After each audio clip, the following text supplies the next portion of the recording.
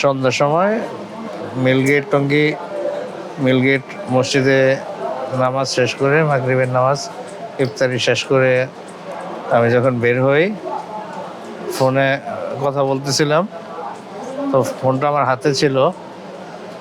সামান্য একটু হাঁটার পরে মানে অতর্কিতভাবে পিছন থেকে একটা দুইজন মোটর সাইকেল করে আসে, জাস্ট আমাকে মানে পিছন থেকে ঝাপটায় ধরে মানে ছুরি দিয়ে কিছু বলার আগেই দুই তিনটা ছুরি দিয়ে আঘাত করে।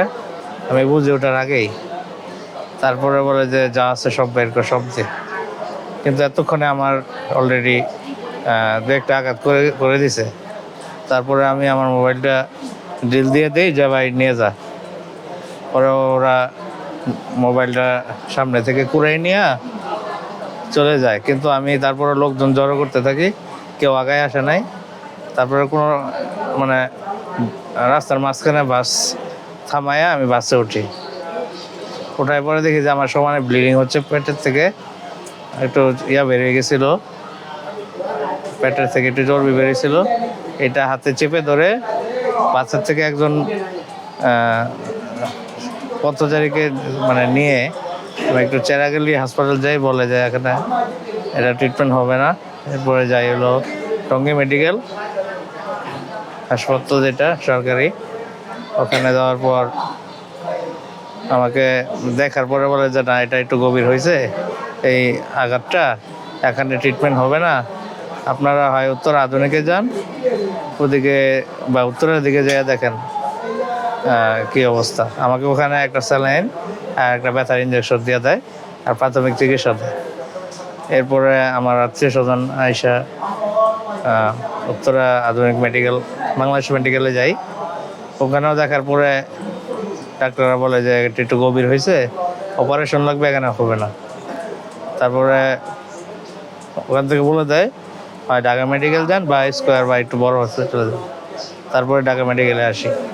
আসার পরে এখানে কত বড় চিকিৎসক যারা আছে ডাক্তার দেখে বলে যে না, এটা মানে ওটি করাইতে হবে, 2 ব্যাগ রক্ত লাগবে, বিভিন্ন মেডিসিন, আর পুলিশ এরা করছে, অনেক সাহায্য করছে।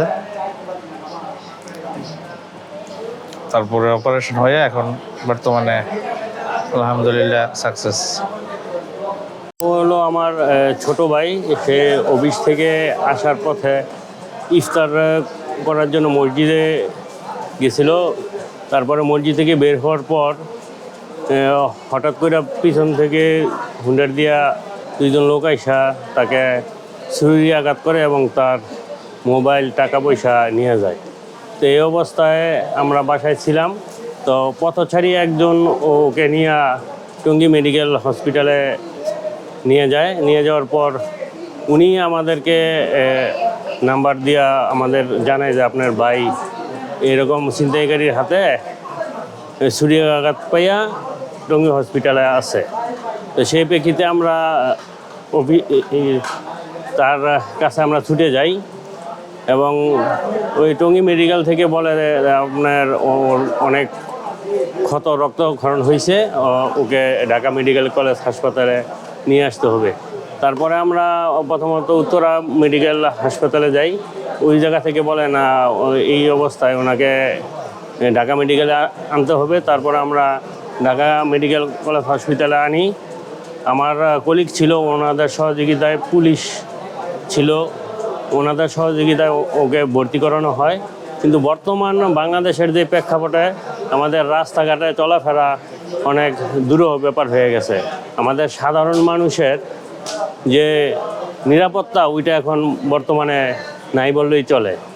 তো এই মতো অবস্থায় সরকারের কাছে আমার রিকোয়েস্ট যে বর্তমান প্রেক্ষাপট যাতে একটু ভালো করে, আমরা সাধারণ মানুষ যাতে, খেটে খাওয়া মানুষ যাতে আমরা রাস্তাঘাটে চলাফেরা কইরা ভালোভাবে থাকতে পারি। তা না হলে আমরা খেটে খাওয়া মানুষ, আমাদের রাস্তায় বের হতেই হবে। এমন অবস্থায় যদি আমরা ক্ষতিগ্রস্ত হই, তাহলে আমাদের পরিবারের কাছে একটা হুমকি স্বরূপ হয়ে দাঁড়ায়। তো আমাদের সরকারের কাছে আকুল আবেদন থাকবে যে আমাদের বর্তমান প্রেক্ষাপট যাতে উনি বিবেচনা করে আমাদের সাধারণ মানুষের যাতে ভোগান্তি না হয় ওই রকম একটা পরিবেশ তৈরি করে দেয়। এটি আমার সরকারের কাছে আকুল আবেদন, এবং আমার ভাইয়ের যে ক্ষতি হয়েছে ওইটা যেন সরকার দেখে। আমরা কথা বলছিলাম সাখাওয়াত হোসেন রাজীব নামে একজন বেসরকারি চাকরিজীবীর সাথে। তিনি যেটা বলছিলেন, গতকাল রাতে তিনি ছিনতাইকারী ছুরিকাঘাতের শিকার হয়েছেন রাজধানীর কামারপাড়ায়। ঢাকা মেডিকেল কলেজে প্রতিনিয়ত এরকম অসংখ্য রোগী আসছেন যারা ছিনতাইকারীর হামলার শিকার। জনগণ এই অবস্থা থেকে কবে মুক্তি পাবে সে প্রশ্ন আপনাদের কাছেই রইল।